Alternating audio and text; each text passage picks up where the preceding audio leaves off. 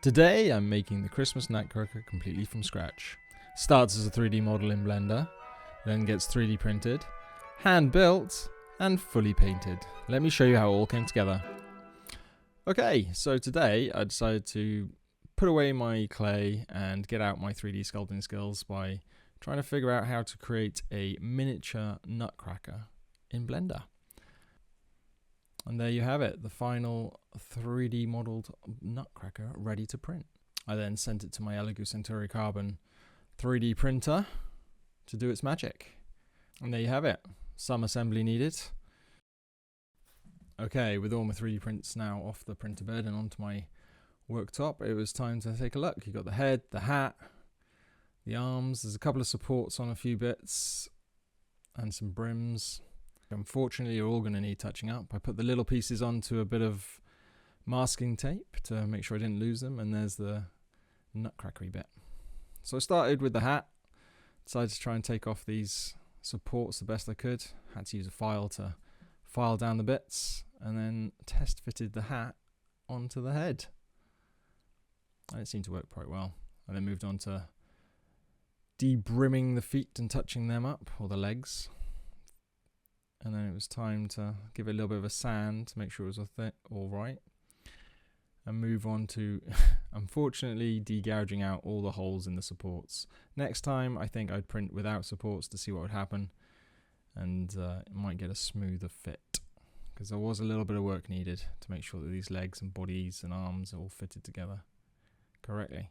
And there's the head test fitted to see what it looked like. Now these arms were a bit of a nightmare. So many supports, so much filing, sanding needed. Again, print without supports next time, or find a way to maybe split it into more parts to make sure there weren't any. I then got my drill out to make sure that the drill holes were the right size to fit the relative little bits that were going in, like the arms and the mechanism for the actual nutcracker bit.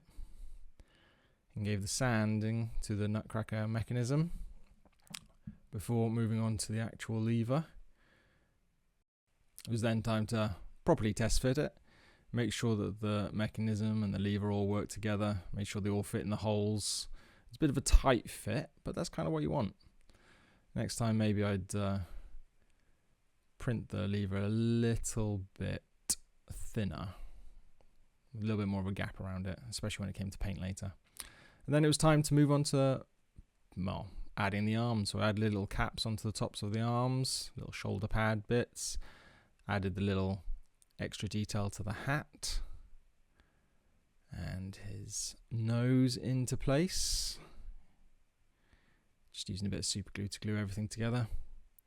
Then added the little diamond details to the hat. Again, just adding a little bit of super glue in there and trying not to get it stuck to my thumbs when I add them and squish them into place properly. With the hat complete, it was then time to move to test fitting the arms. Make sure they actually fit in the holes. You have to be gentle not to try and break those tiny little bits of plastic that attach them to the actual main body. And there's the head on again, and it's not looking too bad. Oh, and look, the mechanism works. It all lines up nicely. It was then onto the drum, took off the brim, sanded it down a bit, made it all nice and smooth with a bit of, I think it's 320 grit sandpaper there, before moving on to the tiny little drumstick, which you have to be very, very careful with. And then it was time for paint. So I got my paints out, just using acrylics at this point. Some red for the main jacket of the Nutcracker, the Christmas Nutcracker. And I added the little mechanism into my lever to give me some support so I didn't paint my fingers while painting that. And it was time to delicately try and paint the arm. At this point I'm just block painting all the red bits.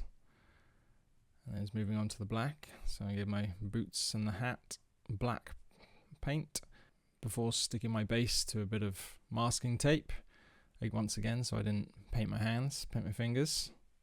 I'm just giving that a nice green coat. Did the same for the moustache bits that I 3D printed.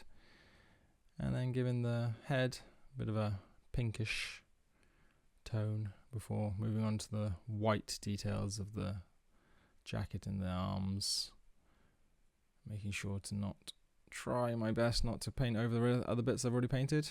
There's the main bit of the drum. We moved on to the golden bits of the little details on the hat. And then back to some white to paint the jacket.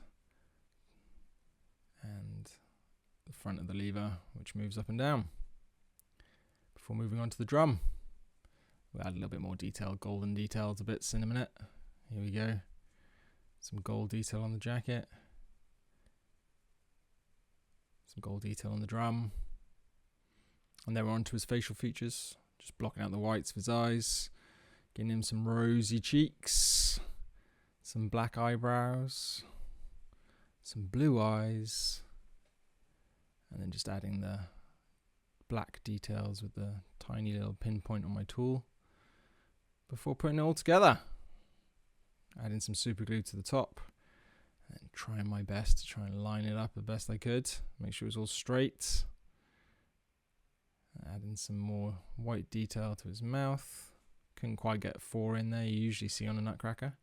And then added the legs. The arms. Made sure they worked. And then super glued his feet to the base. And then added his moustache into place. Gave him some fine finishing touches. Added in the drumsticks. A little bit fiddly, try not to snap them. Added in the drum. And there we have it. He just needed some hair, which a Christmas troll might have given up some of his excessive beard for. And now it's time for the reveal.